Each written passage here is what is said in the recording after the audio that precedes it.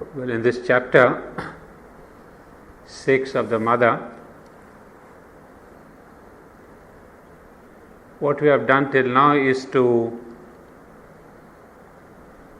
try and understand the description given by Sri Aurobindo about the four aspects, four powers and personalities of the Mother. We have seen in detail these magnificent descriptions,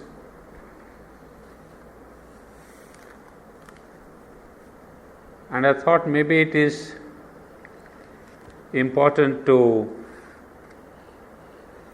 understand, at least as much as possible, the difference between these four aspects of the Mother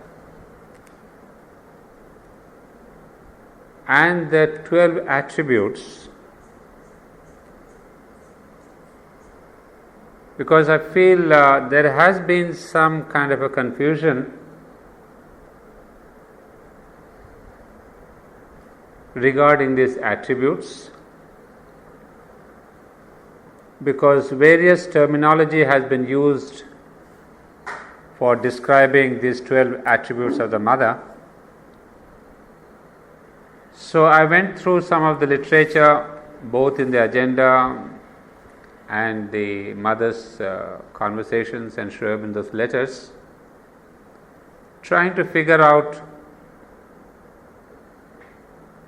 what is the difference, or is there at all any difference, first of all, between the four aspects, the four powers and the 12 attributes. So I have actually prepared it in two stages. Prepared, it means the presentation is in two stages. One, I like to take you through the four aspects, but from a different angle.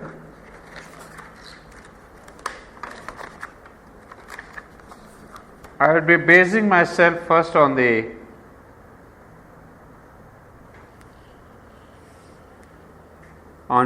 Mother's symbol,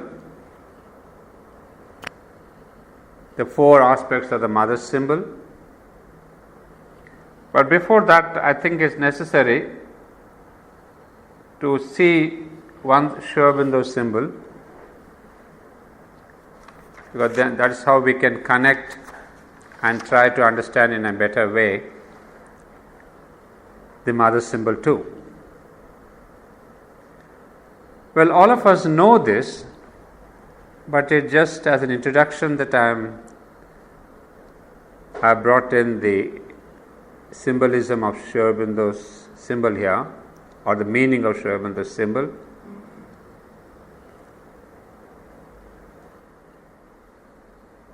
You see, the descending triangle represents Sat, Chit and Ananda.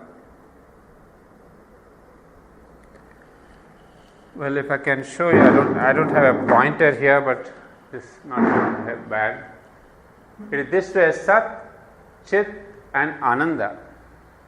The descending triangle, Sat is the left one, Chit and Ananda, and then the ascending one represents the aspiring answer from matter under the form of life, light and love. So we have here life, light and love. You can see the correspondence between love and Ananda, and life and Sat, and light and Chit, because that's precisely the correspondence between Satchidananda, Sat, Chit and Ananda, and the ascending triangle of light, love, and life, light and love. And of course, the juncture of both, the central square, is the perfect manifestation having at its center the avatar of the Supreme, the lotus. The water inside the square represents the multiplicity, the creation. Of course, I don't want to enter into too many details. We will see the mother symbol, but here you have a kind of, if I can say, the entire philosophy of Sri Aurobindo. You have the philosophy of involution, the philosophy of evolution, and then how there is a manifestation of the avatar from stage to stage. And then this question of multiplicity and the creation is also very important, because in Sri Aurobindo as well as in the Vedas and the Upanishads, the manifestation is a form of the Brahman himself, or the form of Satchidananda. So here, it's an extraordinary symbol to see that we have both the upper hemisphere, the lower hemisphere, the multiplicity, and the one who really combines and joins and puts the whole thing together is the avatar himself. That is the role of the avatar, that who, as we have seen in the very first paragraph of this book, The Mother, where, if you remember, Sri Aurobindo writes here, there are two powers that alone can effect in their conjunction the great and difficult thing, which is the aim of our endeavor, a fixed and unfailing aspiration that calls from below, life, light and love, and a supreme grace from above that answers. But you see, when we say a supreme grace that answers, it is not an impersonal power or a force. There is a personality, there is a being, there is a manifestation, there is a form. And that form, that manifestation is called the avatar. So it is not that when we pray to the divine, it's an impersonal force that comes down. There could be. But time and again, it is the avatar, the descent of the divine himself, who really comes to combine, to conjoin the two, the evolution and the involution. In fact, that is one of the crux philosophies or the concepts of Indian philosophy, the philosophy of the avatar. Without him, I would say Indian philosophy doesn't stand ground. It becomes too vague. It hardly has any kind of a evolutionary or a meaningful substance to life. So the concept of avatar is very, very crucial in the Hindu philosophy or the Vedic philosophy. So that's why I'm amazed to see Sri Aurobindo's symbol here, that within one symbol you have almost the entire philosophy of Sri Aurobindo, and we can expand on that further, but I'm interested to go to the next one. Because here, if you remember the word here, what the mother has written here, the lotus, having at its center the avatar of the Supreme, the lotus, and very interestingly, here she would say, it is the mother symbol, it is a symbolic design of the white lotus of the Supreme Consciousness. With the Mahashakti, the form of the mother as universal creation, at the center in her four aspects and 12 attributes. So please remember the word lotus, and that's what is this. So it's a kind of a thing, Sri Aurobindo's symbol you are seeing from a side, as if you see the lotus form and the petals and the leaves. Mother's is a kind of an aerial view of the same lotus. So you see, it's extremely interesting to see that this symbol is essentially the same as that of the Sri Aurobindo's lotus. So we have here, as we have seen, she says it is a symbolic design of the white lotus of the Supreme Consciousness. Now, what is the meaning given to us? Now, this is where I am going to concentrate. The central circle represents the divine consciousness. Okay? And I think all of you here, except I see maybe 2 new faces here, we have all gone through this chapter where we have seen what is the central divine consciousness, the Satchidananda, the Supreme. So, that is the divine consciousness. The 4 petals represent the 4 powers of the mother. Now, this central consciousness has a name, Aditi. So, although it's given as the divine consciousness, it is the Chit Shakti, the consciousness force. It is not the Satchidananda, it is the Chit Tapas, it is the consciousness force. Or as he writes here in the beginning, the one whom we adore as the mother is the consciousness force of the Supreme. So she is that Aditi representing in the middle. Now the 4 petals, of course, these are the 4 powers of the mother, and that's what we have studied till now in this chapter 6. Now what's interesting is the next line. The 12 petals, because it's a lotus, the mother calls these as the petals, represent the 12 powers of the mother. And that's where the whole confusion is set in. Because we are not able to understand, are these 4 powers the same as these 12 powers? But there is a clarification here, manifested for her work.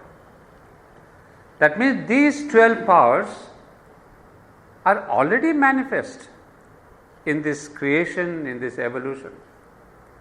So just as we have seen these 4 powers, the Maheshwari, Mahakali, Mahalakshmi, Mahasaraswati, are also manifested for the work of the mother. In fact, we have seen how she brings forth each of these aspects in each of these yugas, what we call in India the 4 yugas.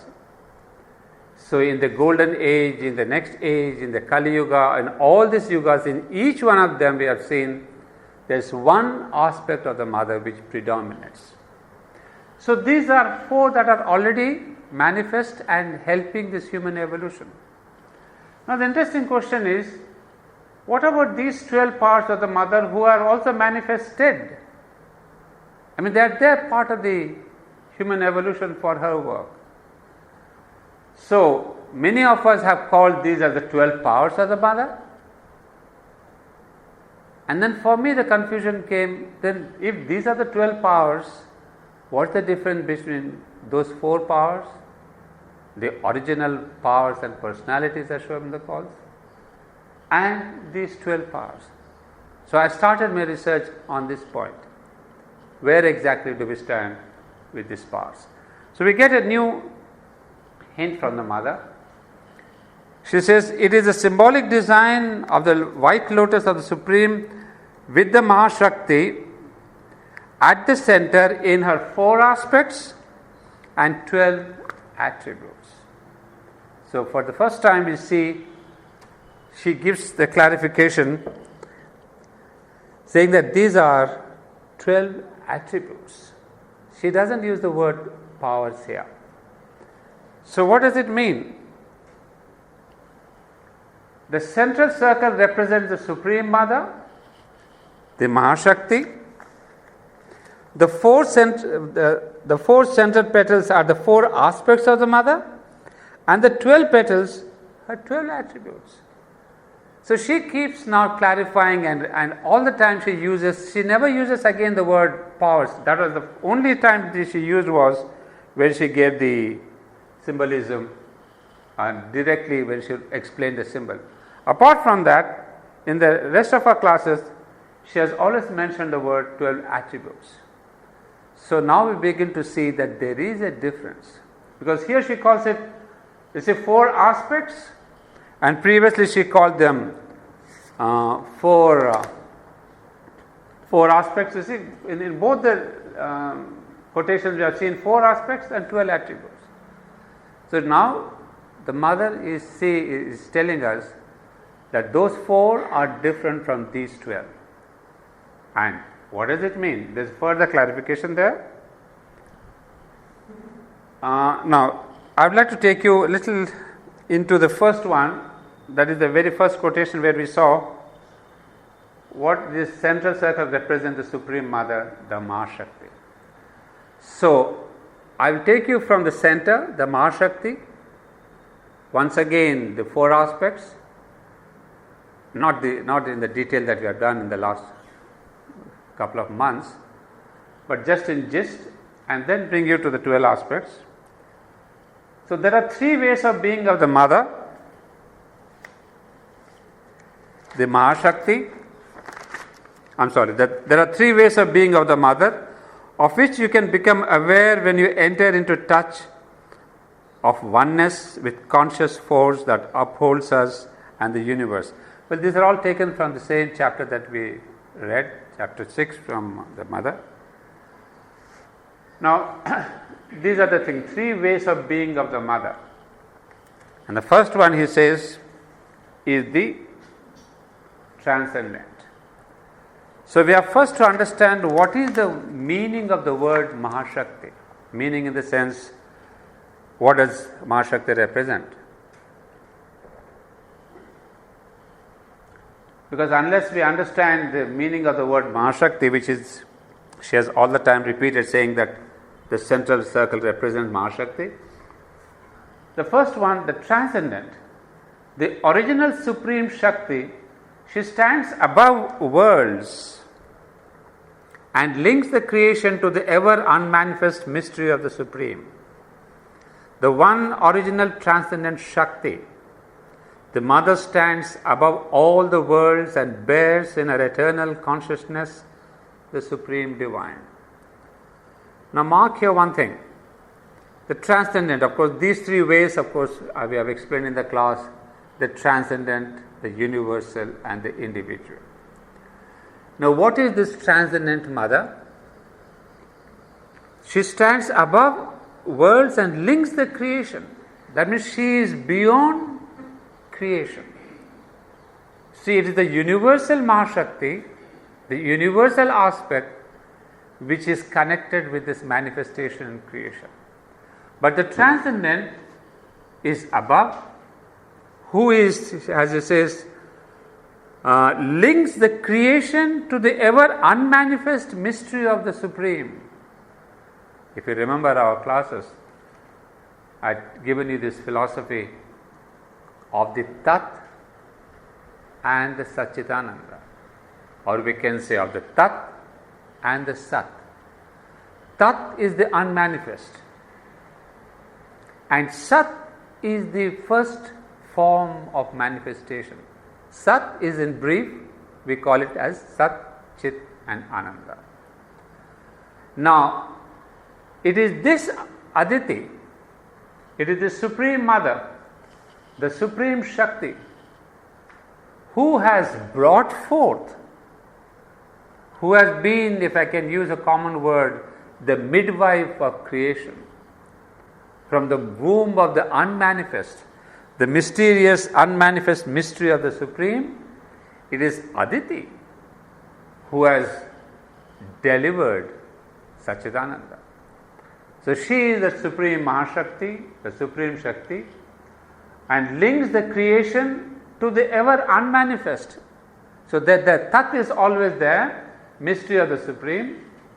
The one original transcendent Shakti, the mother stands above all the worlds and bears in her eternal consciousness the Supreme Divine. You see, the word bears is a very beautiful word. It sustains, it's like there is the womb. So the Aditi is the womb of the birth of Satchidananda itself. So she is that creatrix, or the word that Sri Aurobindo uses later on in some other context is, she is the mediatrix, the one who connects the unmanifest mystery with the manifested creation. So this is a mediatrix, she is the creatrix, and she bears in her eternal consciousness the Supreme Divine. Now she is the transcendent. The Supreme is manifest in her forever as the everlasting Satchidananda, manifested through her in the worlds as the one and dual consciousness of Ishvara Shakti and the dual principle of Purusha Prakriti, embodied by her in the worlds and the planes and the gods and their energies, and figured because of her as all that is in the known worlds and in unknown others. Well, as I said, I will not take you into detail because we have done this in the class, but I would like to give you a bit of background before we come to the 12 attributes. Now, this transcendent, the Supreme is manifest in her. That's what I was telling you. She is the womb of creation, the womb who has brought forth the unmanifest.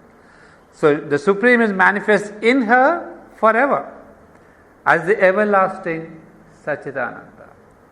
So, it is this Aditi who is the cause of manifestation. Had not Aditi brought forth the mysterious Tat, even Satchidananda would not have had the form. So you see the beautiful sentence here. And so it is Supreme, the Supreme is manifest in her, the Supreme is the Tat here, is manifest in her forever as the everlasting Satchidananda. The Supreme Tat manifests through her as Satchidananda, manifested through her in the worlds as the one and dual consciousness of Ishvara Shakti. Well, that's the second part, that's more philosophic, and I will not enter there. It's not directly related. I'm interested only in the first part. This we have done Ishvara Shakti and Purusha Prakriti and all that. So I'll take you to the next quote. Again, all is she, for all are parcel and portion of the divine consciousness, conscious force. Nothing can be here or elsewhere but what she decides and the Supreme sanctions. Nothing can take shape except what she, moved by the Supreme, perceives and forms after casting it into seed in a creating Ananda. Well, these are the very inspiring lines which I remember I had explained in detail. All is she, of course, the transcendent Mother. For all are parcel and portion of the divine consciousness. Nothing can be here or elsewhere but what she decides and the Supreme sanctions. So there is a kind of a relation that she creates, but there's always the sanction of the Supreme. And we have seen this same role or the similar role between Mother and Sri Aurobindo. I mean, you read especially the 12 years with Sri Aurobindo by Nirodharan. You read Sri Aurobindo's umpteen letters that are there in all these volumes, SABCL 22, 23, 24. You'll always see, or sometimes it's very obvious, where the letters are addressed to Sri Aurobindo and to the Mother, and Sri Aurobindo answers them. And Sri Aurobindo says, Mother has agreed with me, Mother agrees with me, or we have discussed. There's always the ultimate sanction is coming with Sri Aurobindo. But the Mother is this executrix. She executes the sanction of the Lord. So here we see nothing can take shape except what she, moved by the Supreme, perceives and forms after casting it into seed in a creating Ananda. So that is the fundamental philosophy. Now it is no more philosophy. We see Sri Aurobindo putting it almost in the first person. Till now we can say the Upanishads tell us, the Vedas have told us, or this Shankaracharya tells us, or Ramanuja. We are quoting other acharyas, other books. But here we have Sri Aurobindo himself, out of his own experience, telling us almost in the first-hand experience. So it becomes much more alive, much more charged with meaning and consciousness and force. It's no more a kind of a hearsay, it is no more a kind of a book knowledge. It is the first-hand experience. So after that, we see now the second aspect is the universal. Now here comes the word Mahashakti. That's the same word that was used in the symbol when we said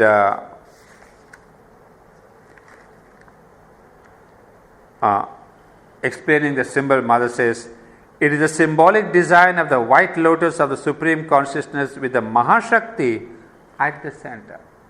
So the word used is Mahashakti. So Mahashakti is not the transcendent. Mahashakti is this universal aspect. So, universal, the cosmic Mahashakti, she creates all these beings and contains and enters, supports and conducts all these million processes and forces. So now we are getting closer to what we want to say about the 12 attributes, but still it's just the beginning. The beginning is, it is the second aspect of the Mother, the universal aspect, where it says, creates all these beings, contains and enters. You see, these are not just words, try to understand. Contains and enters, there is a whole world of difference between these two words. You see, I contain things. That means there is this embracive attitude that everything is in the womb of the Mother. She contains this whole universe. And there is another meaning, she enters into each one of them. It is as we said in the Upanishads, that all this is Brahman. Brahman is in all and Brahman is all. The triple formula of the Upanishads. All this is Brahman. Brahman is in all and Brahman is all. So every matter, every book, every little atom that we see is Brahman himself. And yet the beautiful relation is, he is there within each one of it as a conscious force, as a conscious power, what we call the soul, what we call the psychic being, the human. I mean, it's a wonderful description, the triple formula that we say of the Vedas. So we see the same formula here, contains and enters and supports and conducts all these million processes. Well, that is this universal aspect. We have one more line here, again about the Mahashakti. It says, the Mahashakti, the universal Mother, works out whatever is transmitted by her transcendental consciousness from the Supreme and enters into the worlds that she has made. Her presence fills and supports them with the divine spirit and the divine all-sustaining force and delight without which they could not exist. This is a greater detail of the same concept, but let me go through that because I'm trying to understand the word Mahashakti. What is this concept? So we see the Mahashakti works out whatever is transmitted by her transcendental consciousness. This is very important for us to understand the word transmitted. So, how do we place the whole thing? Is it divine hierarchy? That's why she always believed in hierarchy. I mean, I remember in that volume 12 in questions and answers or answers to aspiration group, from Oroville, there was a group of people who used to go to the Mother in those early days. And I think it's then or some other message where she explains the hierarchy. She says even in Oroville there has got to be a hierarchy, but not a hierarchy of power, but a hierarchy of consciousness. Because she says the whole creation itself is a hierarchy of consciousness. And that we find here, that whatever is transmitted by her own transcendental consciousness. So the transcendent brings down what needs to be executed. And it is this Mahashakti, the universal mother, who works out. She doesn't work out on her own. Whatever she gets the commission from her own higher aspect, she works it out from the Supreme and enters into the worlds that she has made. You see, we didn't see the transcendent making the worlds. It's the universal, because as we said, she contains, she supports, she enters.